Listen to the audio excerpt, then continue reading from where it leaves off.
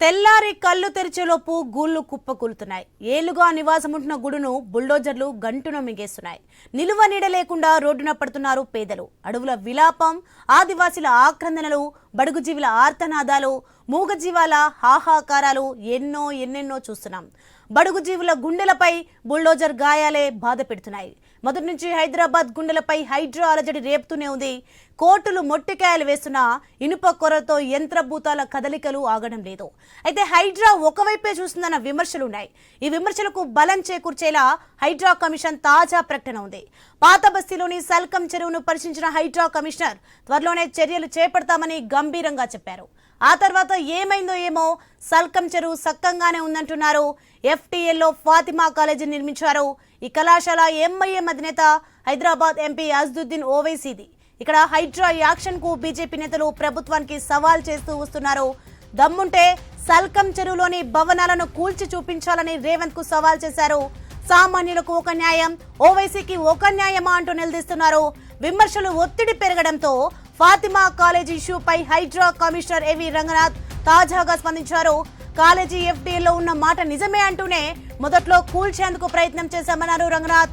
ఇప్పుడు కూల్చివేతపై పునరాలోచనలో పడ్డారు. పేద ముస్లిం మహిళల కోసం KG నుంచి PG వరకు కాలేజీ నడుస్తోందని, ఎలాంటి ఫీజులు వసూలు చేయడం లేదని పేర్కొంటూ మానవీయ కోణాన్ని బయటకు తీశారు రంగనాథ్. ఈ ప్రకటన ఇప్పుడు ఉన్న రగడకు ఆజ్యం పోసింది.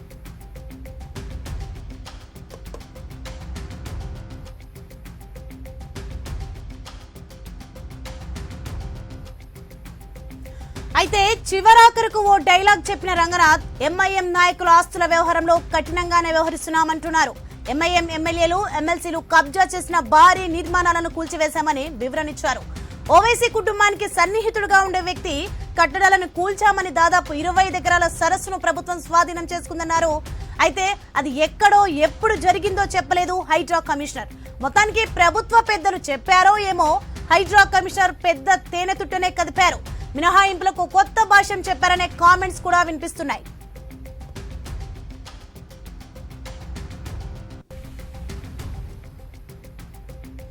ఇదే అంశానికి సంబంధించి మరింత సమాచారం మా ఇన్పుట్ ఎడిటర్ శ్రీకాంత్ లైవ్ లో అందించే సిద్ధంగా ఉన్నారు.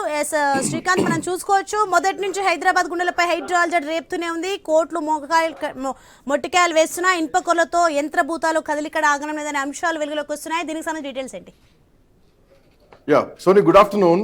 సో ఇందులో ఒకటి బాగా ఆలోచించి ఒక్కొక్క పాయింట్ కన్క్లూజన్ రావాల్సింది ఏంటంటే, హైడ్రా విద్యార్థుల విషయంలో మానవత్వం చూపిస్తోంది అన్నది మాత్రం ఒప్పుకోవాల్సినటువంటి విషయం. కాకపోతే ఎందుకు ఒక ఫాతిమా కాలేజ్ విద్యార్థుల విషయంలోనే మానవత్వం చూపించాలి, సలకం చెరువు విషయంలో ఎందుకు మానవత్వం చూపించాలి, ఇక్కడ సున్నం చెరువు విషయంలో ఎందుకు మానవత్వం చూపించదు, మిగతా ఏవైతే FTL బఫర్ జోన్లో ఉన్నటువంటి కట్టడాలని కూల్చివేశారో వాటి విషయంలో ఎందుకు మానవత్వం చూపించరు? ఒక ఉస్మానియా ఒక ఫాతిమా కాలేజ్ ఓల్డ్ సిటీలో ఉంది కాబట్టి, అక్బరుద్దీన్, అసదుద్దీన్ ఓవైసీ బ్రదర్స్ చెందినటువంటి కాలేజ్ కాబట్టి, ఆ విద్యార్థుల పైన పేద విద్యార్థులు, ముస్లిం విద్యార్థులు చదువుకుంటున్నారు కాబట్టి వాళ్ళపైన కొంత కన్సర్న్ చూపించారు. ఇది ఒప్పుకోదగ్గ విషయమే, అభినందించాల్సిందే విద్యార్థుల భవిష్యత్తును ఉద్దేశించి. కానీ మరి పేదవాడు ఎందుకు మనిషి కాదు? సో వాళ్ళ రక్తం వేరు, వీళ్ళ రక్తం వేరా? సో ఇట్లాంటి ప్రశ్నలు ఈరోజు హైడ్రా కమిషనర్ రంగనాథ్ కు నేరుగా ప్రశ్నిస్తున్నాయి రాష్ట్రంలో ఉన్నటువంటి ప్రతిపక్షాలతో పాటు హైదరాబాద్ ప్రజలు, రాష్ట్ర ప్రజలు మొత్తం కూడా. హైడ్రా ఉద్దేశం నిజానికి ఒక మంచి ఉద్దేశం.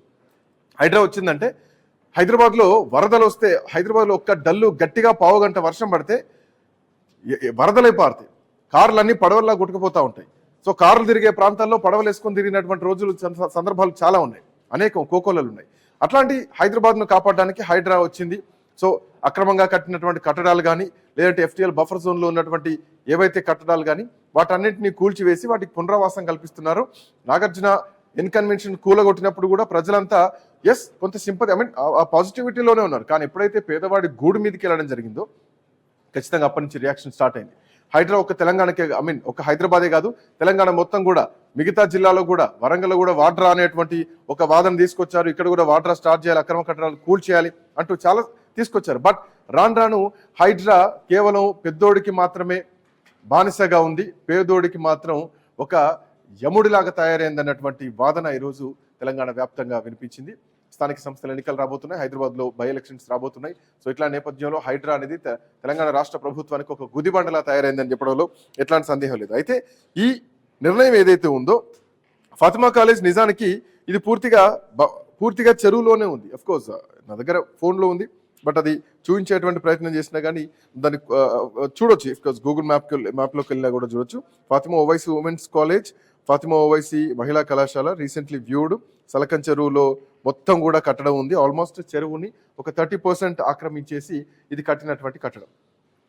రేపొద్దున వరదలు వస్తే వాళ్ళకు కూడా ప్రమాదమే. సో విద్యార్థుల మీద సింపతి చూపించినట్టు ఎట్లా అవుతుంది దీన్ని? రేపొద్దున చెరువులో ఏమైనా అవుతుంది, భారీ వర్షాలు వస్తాయి, వరదలు వస్తాయి, కాలేజీలో ఉన్నటువంటి విద్యార్థులు కూడా చాలా ప్రమాదకరమైనటువంటి విషయం. విద్యార్థుల విషయంలో సింపతి కూడా చూడాల్సింది వాళ్ళ భద్రతను చూడాలి. సో ఇప్పుడు హైడ్రా కమిషనర్ రంగనాథ్ సొంత నిర్ణయమా లేదంటే ప్రభుత్వ నిర్ణయమా చెప్పాల్సినటువంటి అవసరం ఉంది.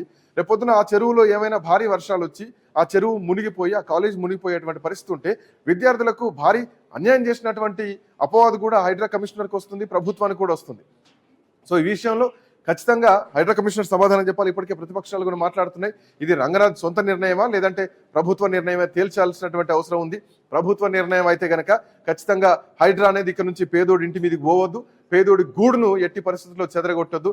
ఆఖరికి గతంలో చూసాం, పోయిన సంవత్సరం హైడ్రా మొదలైనప్పుడు ఒక చిన్న పాప, ఆ పాప ఇంట్లో స్కూల్ పుస్తకాలని తీసుకుంటా అన్నా కానీ కనీసం యాక్సెప్ట్ చేయలేదు, ఒప్పుకోలేదు. వాళ్ళ ప్రతిపక్షాలన్నీ అందరూ కలిసిపోయి ఆ పాపను పరామర్శించడం జరిగింది, వాళ్ళకు స్కూల్ పుస్తకాలు కూడా కొనియడం జరిగింది. కనీసం కనికరం లేకుండా కూల్చేసినటువంటి హైడ్రా ఈరోజు మరి ఈ విద్యార్థుల ప్రాణాలని ఆ చెరువులో వదిలేసినట్టేనా? ఈ ప్రశ్నలు కూడా ఈరోజు వినిపిస్తున్నాయి, ప్రభుత్వానికి కనిపిస్తోంది. మానవత్వం చూయించే కాడ చూయించకుండా పెద్దోడికి ఎంఐఎం పార్టీకి ఈరోజు కాంగ్రెస్ పార్టీ బానిస అయిపోయిందా? కదిలించలేనటువంటి పరిస్థితులు అయిపోయిందా? హైడ్రా అందరికీ సమానం కాదు అన్నది ఈ సందర్భంగా ఒకటి కన్ఫర్మేషన్ వచ్చేసిందా? రైట్, మా కరెస్పాండెంట్ స్వామి అందుబాటులో ఉన్నారు. స్వామి, గుడ్ ఆఫ్టర్నూన్. హైడ్రా మానవత్వం చూయిస్తోంది, హర్షించదగ్గ విషయం. కానీ మానవత్వం తర్వాత పెద్ద ప్రమాదం ఉంది. కొందరికే ఎందుకు హైడ్రా ఈరోజు పరిమితం అవుతోంది, కొందరు పేదోడికి ఎందుకు దూరం అవుతోంది, పేదోడి గూడగూడగోలుతోంది, పెద్దోడికి మాత్రం కనీసం ముట్టుకునేటువంటి ప్రయత్నం కూడా చేయకుండా, అట్లీస్ట్ అక్కడికి బుల్డోజర్ కూడా పోలేదు, కనీసం ఒక అడుగు కూడా పడలేదు. ఇప్పటికే నోటీసులు ఇచ్చేశారు, అది పేద ముస్లింలు చదువుకుంటున్నారని చెప్పేసి. వాళ్ళ ప్రాణాలను కూడా ఈరోజు చెరువులో కల్పిస్తున్నారా? ఎట్లా చూడొచ్చు స్వామి? శ్రీకాంత్, మీరు అన్నట్టు హైడ్రా తీసుకొచ్చినటువంటి ఉద్దేశం మంచిదే, కానీ అది అమలవుతున్న తీరు పట్లనే అందరికీ ఆక్షేపణలు ఉన్నాయి.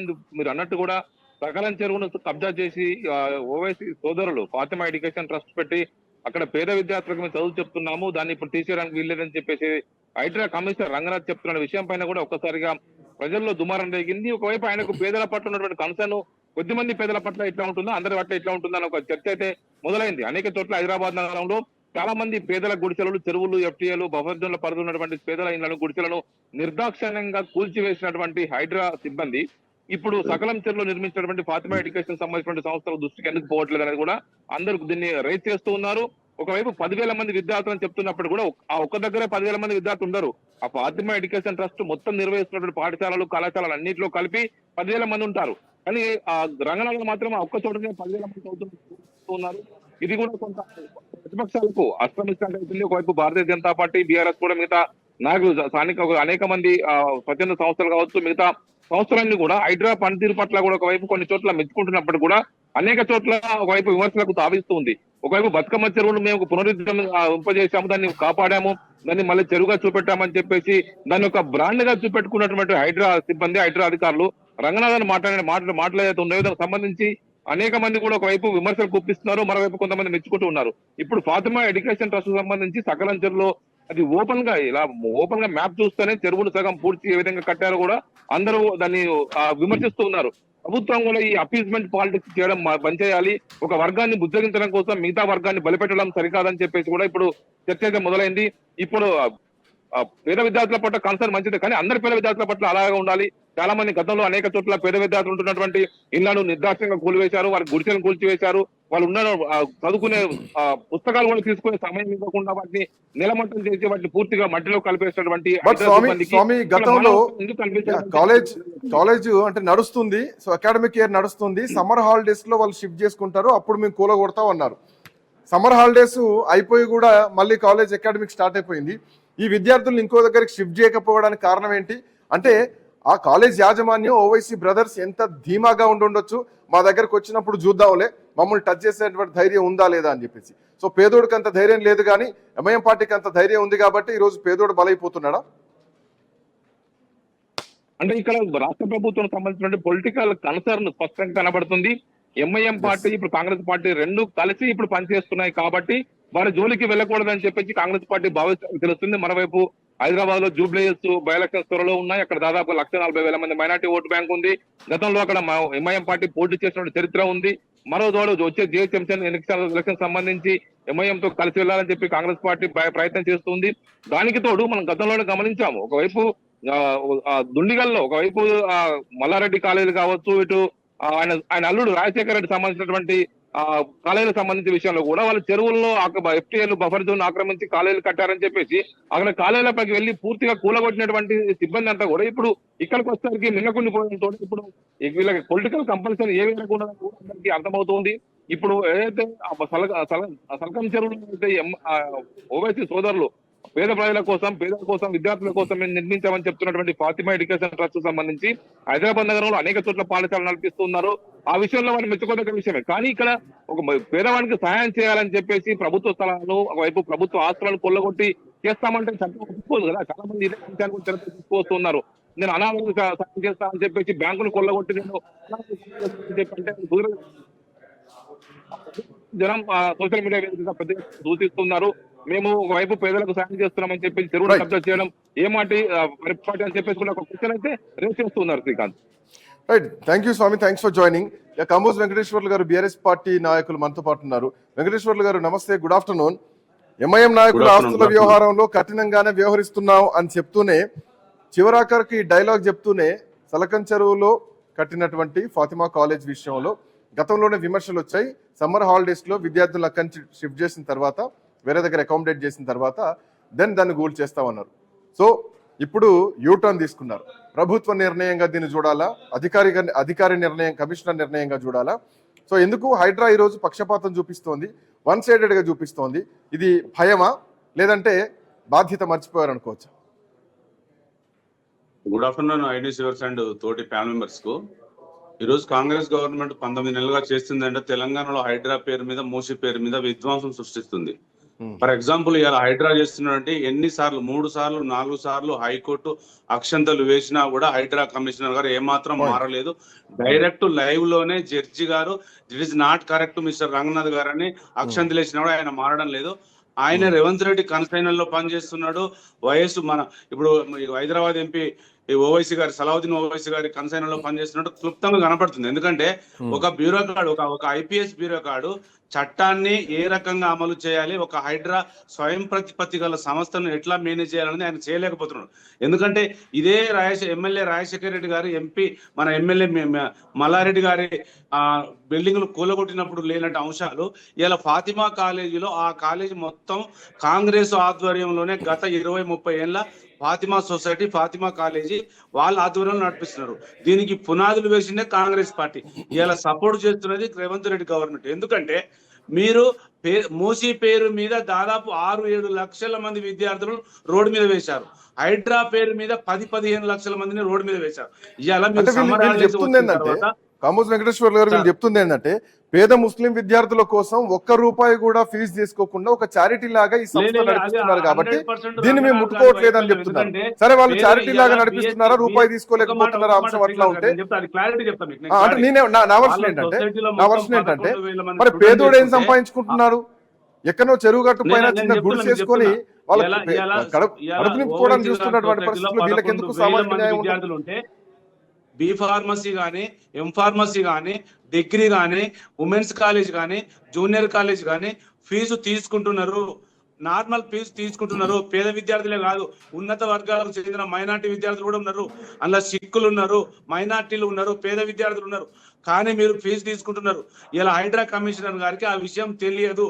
ఇలా డక్కన్ హాస్పిటల్ కూడా, ఇలా నేను ఏమంటానంటే ఓవైసీ ఎంబీబీఎస్ కాలేజ్ హాస్పిటల్ కూడా ఆ ఫాతిమా సొసైటీ ల్యాండ్ సంబంధించిందే. వాళ్ళు కూడా మేనేజ్మెంట్ సీట్ కిందనే డబ్బులు కోట్లు ఎంబీబీఎస్ వసూలు చేస్తున్నారు. రంగనాథ్ గారికి ఎంఐఎం పార్టీని ఎట్లా కాపాడాలి, కాంగ్రెస్ పార్టీని ఎట్లా కాపాడాలి, వాళ్ళ డైరెక్షన్ ఎక్కడ కూలగొట్టాలనే తప్ప ఇవాళ పేద ప్రజలకు న్యాయం చేయాలనేది, హైడ్రా స్వయం ప్రతిపత్తి ఎట్లా పనిచేయాలనేది అవగాహన కోల్పోయింది. ఎందుకంటే నిన్న హైడ్రా విషయంలో కూడా హైకోర్టు అక్షంతలు వేసింది. ఇవాళ మీరు శనివారం ఆదివారం మీరు బీరేజ్ చేసుకొని ఓన్లీ ఫ్రైడే రోజు ఈవినింగ్ స్టార్ట్ చేస్తున్నారు. వాళ్ళు కోర్టు వెళ్ళి ఇంజక్షన్ తీసుకోకుండా. సమ్మర్ హాలిడేస్ వచ్చినప్పుడు ఫాతిమా కాలేజ్ మీద హైడ్రా ఎందుకు యాక్షన్ తీసుకోలేదు? అప్పుడు పిల్లలందరినీ ఎందుకు షిఫ్ట్ చేయలేకపోయింది? దీంట్లో తీవ్రంగా ఇలా ఐపీఎస్ రంగనాథ్ గారు వైఫల్యం చెందిండు, కాంగ్రెస్ పార్టీ వైఫల్యం చెందింది. ఎందుకంటే మీరు హైడ్రా తీసుకొచ్చింది పేద ప్రజల కోసమా? మీరు పొల్యూషన్ కాపాడుతున్నారు. ఇలా హెచ్ఎండి పరిధిలోని 4000 కుంటలు కాపాడుతాని మీరు ఒక్క కుంట కాపాడలేకపోయారు. దాదాపు 20 లక్షల మంది పేద ప్రజలను, 10 లక్షల మంది విద్యార్థులను రోడ్డు మీద వేసారు. ఇలా గవర్నమెంట్ మూసీకి దగ్గరలో, హైడ్రాక్ దగ్గరలో గవర్నమెంట్ స్కూల్ కూడా మూతపడ్డాయి. ఎందుకంటే వీళ్ళు కాంగ్రెస్ గవర్నమెంట్ లో పర్మిషన్లు వచ్చినాయి, కాంగ్రెస్ పర్మిషన్లే ఇచ్చింది. గత టిఆర్ఎస్ గవర్నమెంట్ ఏ ఒక్క రోడ్ వేయలే, ఏ ఒక్క పర్మిషన్ ఇవ్వలే. గత ప్రభుత్వం టీడీపీ ప్రభుత్వంలో, కాంగ్రెస్ ప్రభుత్వంలో తీవ్రంగా పర్మిషన్లు ఇచ్చింది ఆ గవర్నమెంట్లే. ఆ గవర్నమెంటే హైడ్రా తీసుకొచ్చింది. ఇలా హైడ్రా ఫెయిల్ కావడానికి కారణం ఏంటంటే మీరు ఒక్కటే కాదు, హైడ్రా కాదు, నేను హైడ్రా పేరు మీద మీరు ఎంతమంది పేద ప్రజల పొట్టలు కొట్టారనేది రేపు క్లుప్తంగా చెప్తాం. ఎందుకంటే ఇవాళ రంగనాథ్ గారు చేస్తున్న పని ఏంటంటే ఆయన ఒక ఎంఐఎం కార్యకర్తలా వ్యవహరిస్తున్నాడు. ఆయనకు చట్టము ఆయనకు చుట్టమైంది, రేవంత్ రెడ్డికి దగ్గర అయింది, ఎంఐఎం వాళ్ళకు చాలా దగ్గరైంది. నేను ఎందుకంటే మేము చాలా ఇదే ఐన్యూస్ వేదికగా చాలా రకాలుగా చాలా చర్చలు పెట్టుకున్నాం. మనం హైడ్రా మీద, మూసీ మీద క్లియర్ కట్ గా పెట్టుకున్నాం. హైడ్రా అనేది పేద ప్రజలను కాపాడలేకపోతున్నది, ఇలా ఉన్నత వర్గాల కోసం పనిచేస్తున్నది. మరి హైడ్రా పేరు మీద సామాజిక కోణంలో అన్న పదం వెంకటేశ్వర గారు పొన్నం ప్రభాకర్ గారు ఆయన ఎందుకు కూలగొడతలేదు అంటే మినిస్టర్లకు చట్టం చుట్టం అవుతుంది, పేద విద్యార్థులకు దూరం అవుతుంది. ఇలా ఎంఐఎం కు కాంగ్రెస్ సంబంధించిన మినిస్టర్లు, ఎమ్మెల్యేలు, హైదరాబాద్ ఎంపీ హైడ్రాలో భాగవతాలు ఆడుతున్నారు. ఇది రేవంత్ రెడ్డి వైఫల్యం. ఇలా తెలంగాణ ముఖ్యమంత్రి రేవంత్ రెడ్డి వైఫల్యం కొట్టొచ్చినట్టు కనబడుతుంది. ఎందుకంటే హైడ్రా పేరు మీద మీరు 16 లక్షల మందిని రోడ్డు మీద వేశారు, ఎన్నో బిల్డింగ్లు కూలగొట్టారు, పర్మిషన్లు ఇచ్చిన అపార్ట్మెంట్లు కూలగొట్టారు. కానీ మీరు కక్ష కట్టి బీఆర్ఎస్ పార్టీ ఎమ్మెల్యేల కాలేజీలు, ఇలా కక్ష కట్టి ఎంపీల మీద కూలగొట్టి హైడ్రా రంగనాథ్ గారు రాక్షసానం పొందుతున్నాడు. ఇది తీవ్రంగా బీఆర్ఎస్ పార్టీగా మేము వ్యతిరేకిస్తున్నాము. మీరు చట్టం అంటే అందరికి న్యాయం చేయాలి. మీరు ఏదో తీసుకొచ్చారు సరే, రాబోయే గవర్నమెంట్ ఏదున్నా ఈ హైడ్రా అనేది ఉండదు, గుర్తుపెట్టుకోండి. ఎందుకంటే పేద ప్రజలను ఇలా తాగునీరు, చదువు ఇవ్వాల్సిన బాధ్యత, వైద్యం ఇవ్వాల్సిన బాధ్యత గవర్నమెంట్ మీద ఉంటది. ఏదో గెలిచినాం కదని ఒంటెత్తు పోకడలో పోయి ఒక బీహార్ ధరలో విధ్వంసం చూస్తున్నాడు రేవంత్ రెడ్డి. తీవ్రంగా బీఆర్ఎస్ పార్టీ తీవ్రంగా వ్యతిరేకించారు.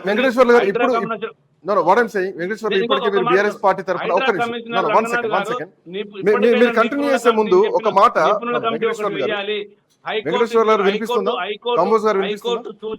ఇంప్లిమెంట్ చేయాలి. వినిపిస్తుందా?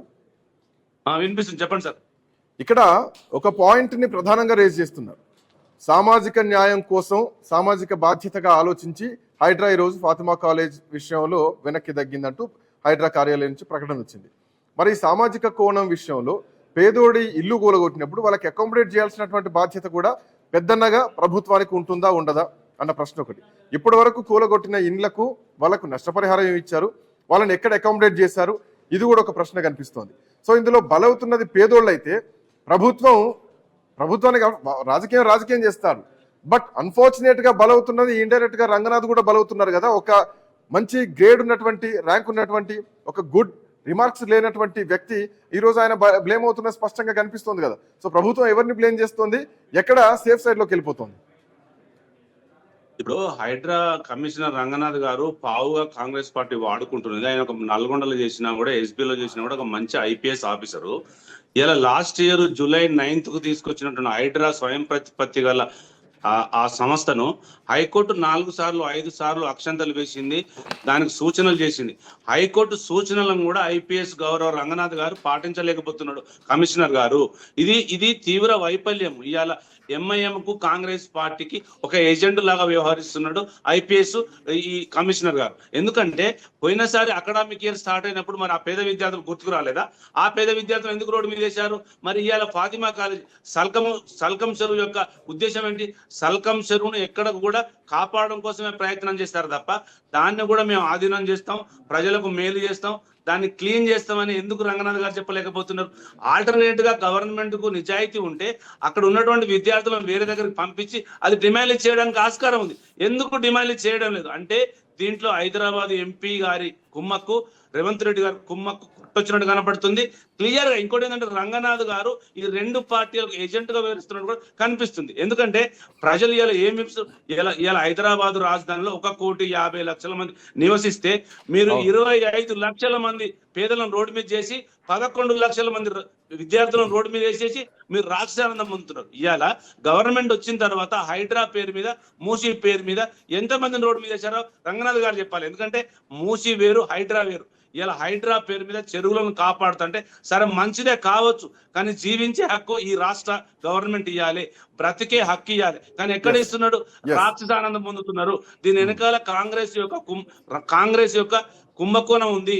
ఎందుకంటే అక్కడ డబ్బులు వసూలు చేసి రంగనాథ్ గారికి చెప్తే వాళ్ళు ఒక నోటీసులు ఇచ్చి కాపాడుతున్నారు. ఇది కొట్టొచ్చుండి కనపడుతుంది, సల్కం చెరువు ఉద్దేశం కనపడుతుంది. ఇక్కడ బార్కాస్ కానీ, చాండ్రాయన గుట్ట కానీ, ఫలక్నామా చెరువులలో ఎన్ని చెరువులు కాంగ్రెస్ వాళ్ళు, ఎంఐఎం వాళ్ళు కబ్జా చేసారు రంగనాథ్ గారికి తెలియదా? ఎందుకు మరి అవి కూలగొట్టడం లేదు? అక్కడ తెలియడం లేదా?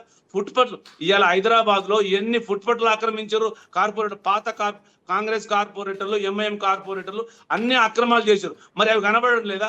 ఎప్పుడైనా కాంగ్రెస్ వాళ్ళకి కనిపించేది బీఆర్ఎస్ వల్ల ఆస్తులు, ఇక పేద ప్రజల ఆస్తులు కనబడతాయి తప్ప మరి ఇవెందుకు కనబడడం లేదు?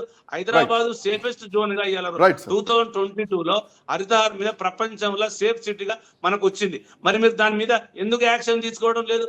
మీరు చేస్తున్నది హైడ్రా పేరు మీద సల్కం చెరువు యొక్క ఉద్దేశం ఏంటంటే ఎంఐఎం పార్టీని కాపాడాలి అనే ఉద్దేశమే తప్ప దీనిలో ఏం లేదు. ఇక్కడ ఏం లేదు. ఒకవేళ నిజాయితీ ఉంటే వాళ్ళకు నోటీసులు ఇవ్వాలి, ఆల్టర్నేటివ్ బిల్డింగ్లు చూపించి వేకట్ చేయించి మీరు క్లీన్ చేయాలి. ఎందుకు క్లీన్ చేయట్లేదు? ఎందుకని ఒక బ్యూరోక్రాట్, ఒక ఐపీఎస్ ఎందుకు వెనకాల వేసుకొస్తుందంటే రేవంత్ రెడ్డి గారు కమిషనర్ వెనకాల ఉన్నాడు.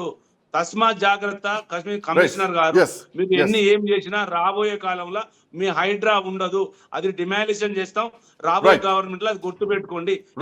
Stand. Right, thank you so much Kamoj Venkateswarlu garu, thanks for joining. So సలకంచర్లో ఉన్నటువంటి Fatima college of course FTL జోన్లోనే ఉంది, బఫర్ జోన్లోనే ఉంది ఆల్మోస్ట్. PCR ఒక్కసారి కాలేజ్ విజువల్స్ ప్లే చేయండి.